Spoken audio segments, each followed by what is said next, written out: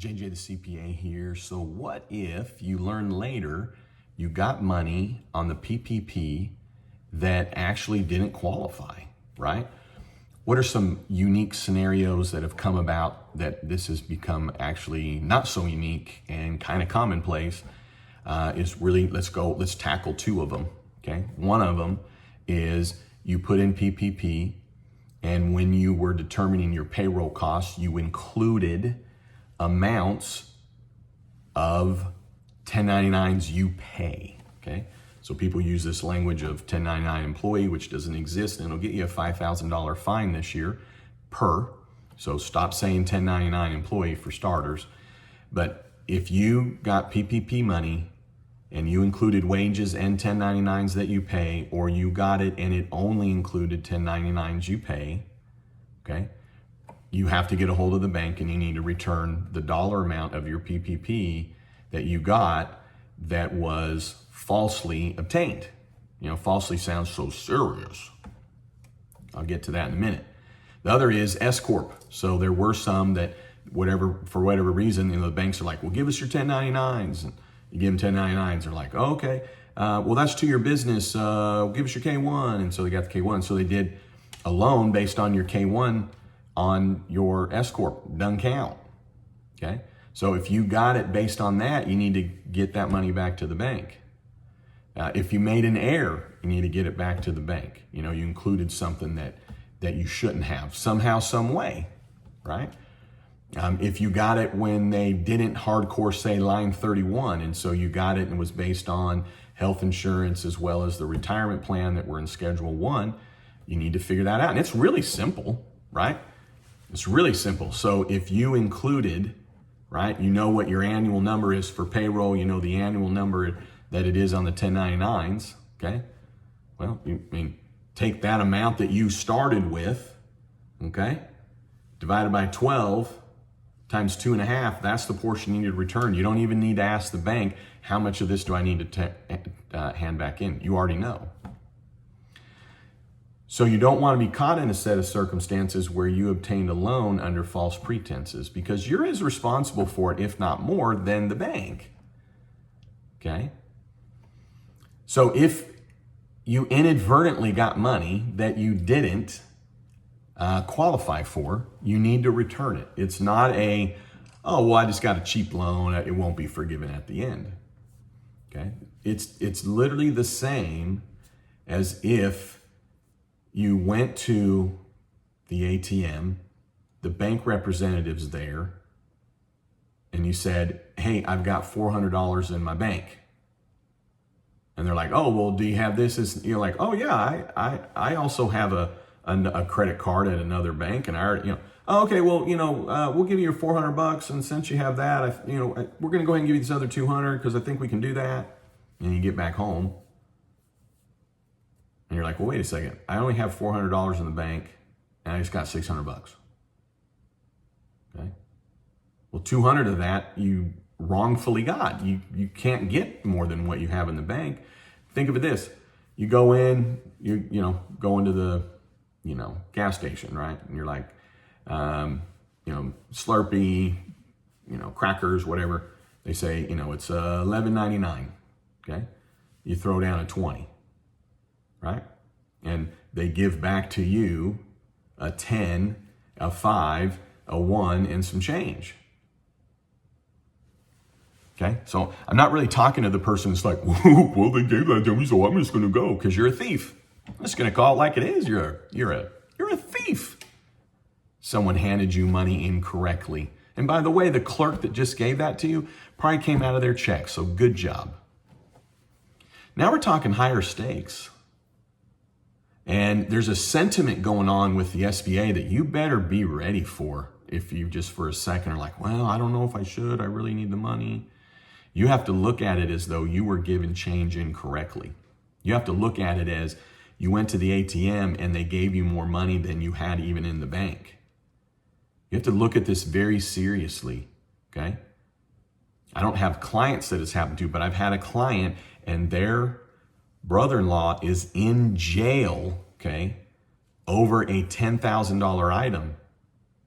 Well, I didn't know. Not over PP. This goes back. Okay, you're talking FBI. Okay, and am I being dramatic? Well, then you're just trying to convince yourself you should keep that money. That's all you're doing. And I'm sure you're going to have a really snotty comment and a thumbs down because you don't want to just hear it. And I had someone on my live feed today that I'm going to track down and block them because I don't know if they were kidding around or not, but I don't need it on my live feed. But they're like, oh, you calling us bank robbers? Better get a hold of some attorneys. Am I calling you a bank robber? So let's just put it in a different circumstance, okay? Put it in a different circumstance. You tell a friend, hey, I left money on the table. I owe you that $20. I've left money on the table for you. Just stop in. You know the code. Just pop in and grab that money on the table because I owe you that $20. Then you come home and the money on the table is gone. And you know damn well you had 220 sitting there. You had 220 sitting there. How are you really gonna take this when you call your friend like, whoa, what's up, man? I mean, like, or gal or whatever. I only owed you $20. We're like, well, you told me to take the money, it was on the table, so I just took it.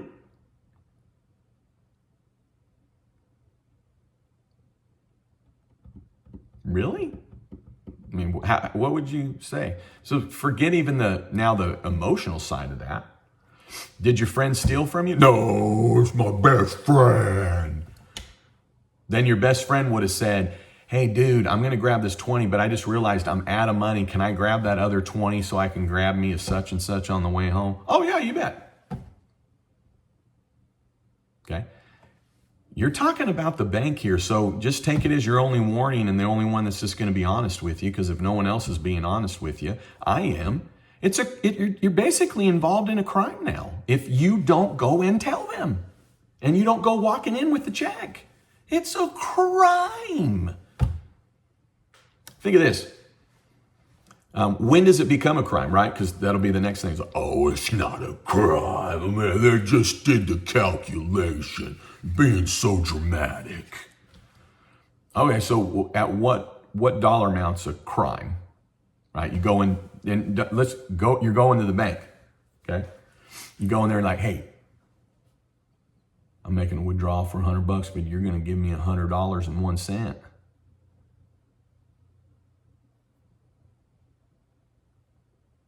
Well, it's just a penny. You just took a penny that's not yours. I mean, if you start looking at stuff like, if you look at things like embezzlement, like it's $1,000, you get a year in jail, and that's not even stealing it from the bank. Okay? So are you worried? You damn well better be worried. Are you concerned? Yes. Are you going to lose sleep tonight? Good, because that means you're going to do something about this. Okay? So I'm not messing around. You got money that you shouldn't have. It doesn't matter at this point, because if you go in, you return to the gas station, you go back to the bank, and you're like, oh my gosh, I didn't realize I got in the car all the way home, and I was like, oh gosh, I bought 11 something. You gave me back too much change. Here you go. Right? You go back to the bank, like, oh my gosh, you know what? I just realized you guys gave me $600. I only have $400 in your bank, so there's no way I get $600. I got to give you this $200 back, right?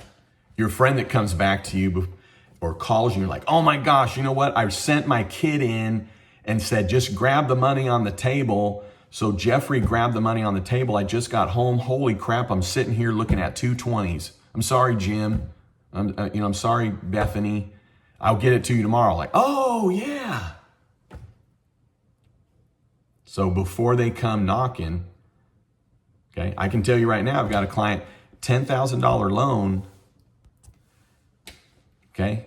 And my client didn't do anything wrong. It's potentially the bank that did something wrong. And this has nothing to do with PPP, okay? Two people with badges. So what it really comes down to is, yeah, I'm trying to give you some straight talk. Yeah, I'm trying to scare you.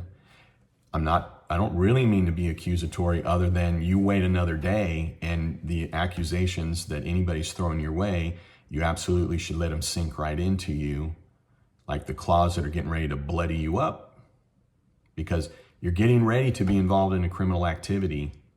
And you can say I'm being dramatic. Well, ask all the people that, gee golly, I wasn't aware. Okay? So let's just say you fast forward and you're like, well, what if I didn't know? Like, well, what happens? I mean, the only reason I know is because of this. Well, now you know, so you need to do something about it. But if you don't know, then guess what's going to happen at the end? Okay? You might have an accusation that you did something wrong. Most likely, you're going to potentially pay some kind of penalty. And you definitely are going to have zero time to have to pay that all back because you got it incorrectly. Okay? You got it incorrectly.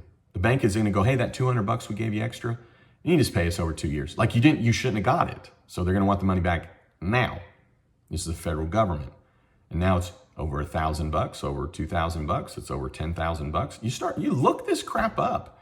Look up just embezzlement and the amount of trouble you get, time served for embezzlement. When does it become a crime when you're taking money from the bank that's not yours, right? So I do want you to be worried because it's just damn serious, okay? And then I want you to check yourself, quite frankly, because if you're offended right now, then you know what? You're just trying to figure out how to get away with it, and you can sling all the mud you want. Because seriously, an honest person who's trying to figure out the answer isn't going to get then all sidetracked on someone saying, oh, well, you saying I'm a thief? And well, no. But if you don't do something this within a reasonable amount of time, then yeah, you're a thief. Okay? Well, you call me a thief because the bank gave me $600 and I only have $400. It's their fault. You're a thief. Okay? You didn't intentionally do it, but then guess what? When you realized that you got money that wasn't yours and then you decided to keep it, okay, then you became a thief. Look it up. I mean, what else is it called? What else is it called? So don't wait till the end of forgiveness. You need to do it now. Because you are talking about FDIC, we're talking about FBI. Like, oh, that's just in the movies. I'm being serious. Please block me and leave a really crappy comment so I can block you if I'm not speaking to you, because these videos are not meant for you. I don't want to know you. I don't want to have anything to do with you. I don't want you to benefit from any of my videos. Okay? Please do something that I know who you are so that I can block you. Because if you're not thinking straight, and I'm the only one that's getting you thinking straight, then you can thank me because I'm keeping you out of trouble. All right? And then the ones that you're like, holy crap, hey, you know what? Let me tell you this. Don't worry about it. Just get to the bank. You should be able to figure it out. I just told you how to do it. It's really simple. The number that you included, boom, divided by 12 times 2.5 is the amount you need to give back. I mean, write the check out. Here you go. Walk in with it. Have a letter. Have an email. Hey, by the way, when we went and got this, we all thought that it was a 1099, so I'm giving this back to you. We thought it was an escort, but I'm giving it back to you. Like, come in with the letter, come in with the check, and then I think you're fine. Okay, but the SBA is already circling back on this stuff, so the time's ticking. Time is ticking. You already spent it. You really better get in front of somebody. Because they're going to be like, well, I mean, you took it and you shouldn't have had it, and then you already blew it.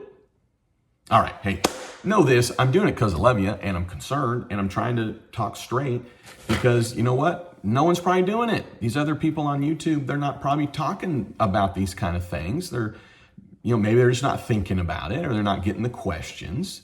But I'm getting a number of questions about this. So that's why I'm just trying to talk straight, okay? It's not because I think you're a bad person, but I'm really trying to convince you that you have to return the money ASAP. And if not, you are guaranteed to get in some kind of trouble, and it's not worth it. It's not worth it. All right, hey, I'd love you to subscribe to my YouTube channel, JJ the CPA, out.